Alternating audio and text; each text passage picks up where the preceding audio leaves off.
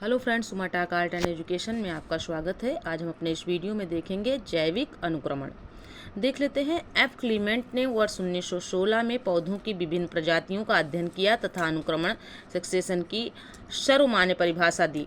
उसके अनुसार अनुक्रमण इनके अनुसार एफ क्लीमेंट के अनुसार अनुक्रमण वह प्राकृतिक विधि है जिसके अंतर्गत एक ही निहित तथा निश्चित स्थान पर एक विशेष समूह दूसरे समूह द्वारा विस्थापित हो जाता है।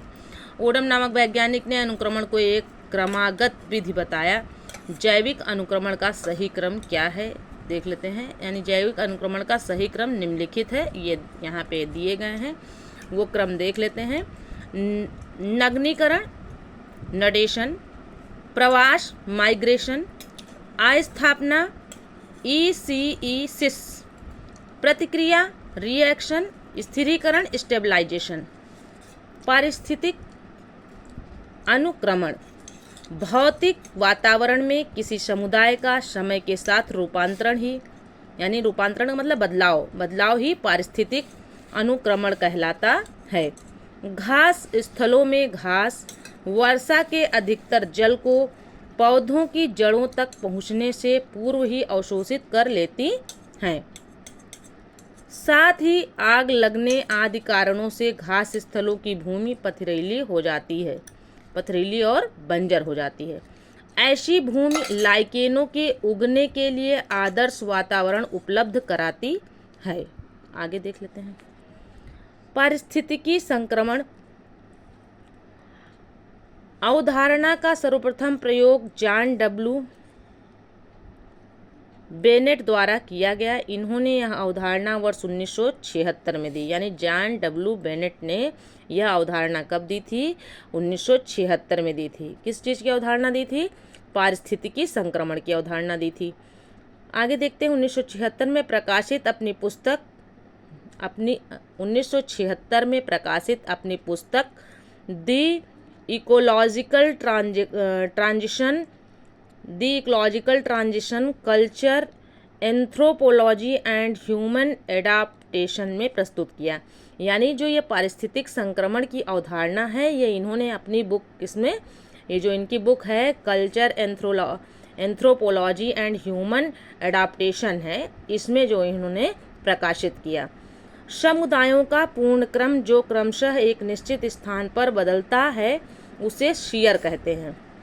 पारिस्थितिक पदछाप पारिस्थितिकीय घटकों की वह आवश्यक मात्रा जो मनुष्य को उसकी जीवन शैली को सुचारू रूप से चलाने के लिए आवश्यक होती है, पारिस्थितिक पदछाप कहलाती है।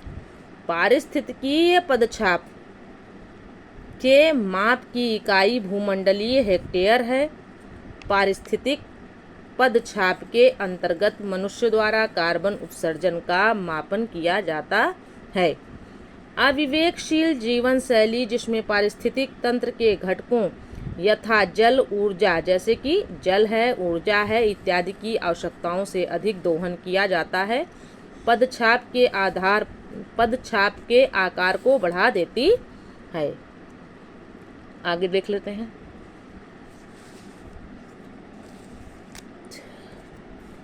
पारिस्थितिक पदछाप पृथ्वी के पारिस्थितिक तंत्रों पर मानवीय मांग का एक मापक है।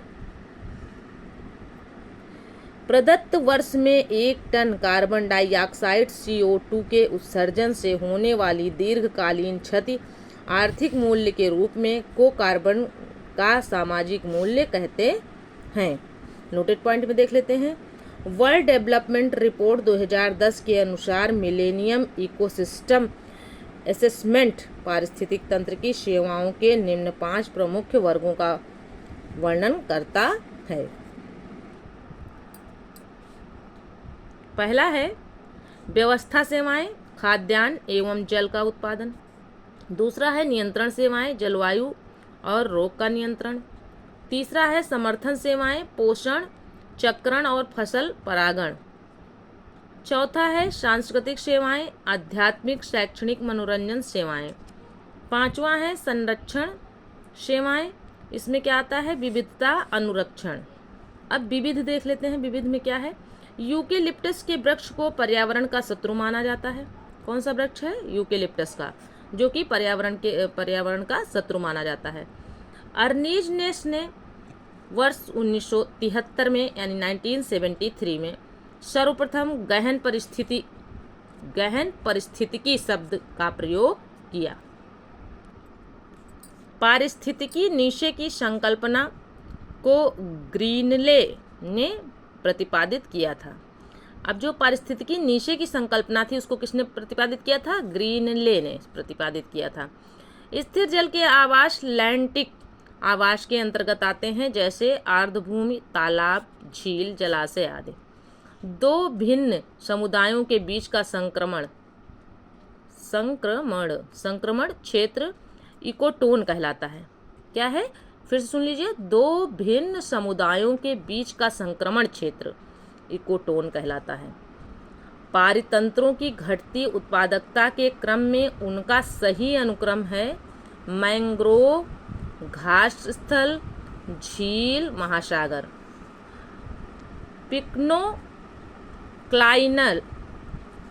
पिक्नोक्लाइन किसी जल निकाय में घनत्व प्रवणता को दर्शाती है। फिर से सुन लीजिए, पिक्नोक्लाइन किसी जल निकाय में घनत्व प्रवणता को दर्शाती है। दूसरा है, आगे देखते हैं, हेलोक्लाइन किसी जल निकाय में लवणता को प्रदर्शित करता है, यानी लवणता प्रवणता को। एवं थर्मोक्लाइन किसी जल निकाय में गहराई के साथ तापमान परिवर्तन को दर्शाती है। तो क्या समझ में आया इससे कि पिक्नोक्लाइन जो होती है वो क्या करती है? जल निकाय में घनत्व प्रवणता को दर्शाता है।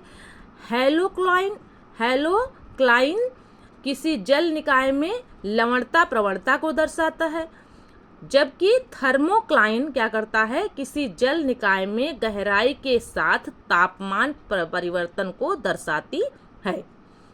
इको मार्क उन भारतीय उत्पादों को दिया जाता है जो पर्यावरण के प्रति मैत्रीपूर्ण हों।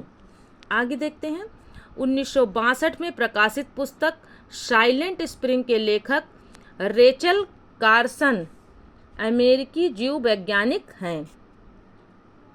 आगे है, पर्यावरण संरक्षण के लिए ग्रीन आर्मी का प्रारंभ ऑस्ट्रेलिया ने किया। अगला एक पॉइंट है, पलाची माड़ा का संबंध केरल से है। अब यहाँ पर एक शब्द आया है पलाची माड़ा, इसके विषय में कुछ जान लेते हैं। पलाची माड़ा जो है, कोको कोला संघर्ष 2000 के दशक की शुरुआत में केरल के पलक्कड़ जिले के पलाची माड़ा गांव में कोको कोला फैक्ट्री को बंद करने के लिए विरोध प्रदर्शन था। ठीक है, विरोध प्रदर्शन की एक श्रृंखला थी। ग्रामीणों ने बताया कि फैक्ट्री खुलने के तुरंत बाद उनके कुएं सूखने लगे और उपलब्ध पानी दूषित और जहरीला हो गया। जल्द ही कारखाने से निकलने वाले कचरे को क्षेत्र के किसानों को उर्वरक के रूप में दिया जाने लगा।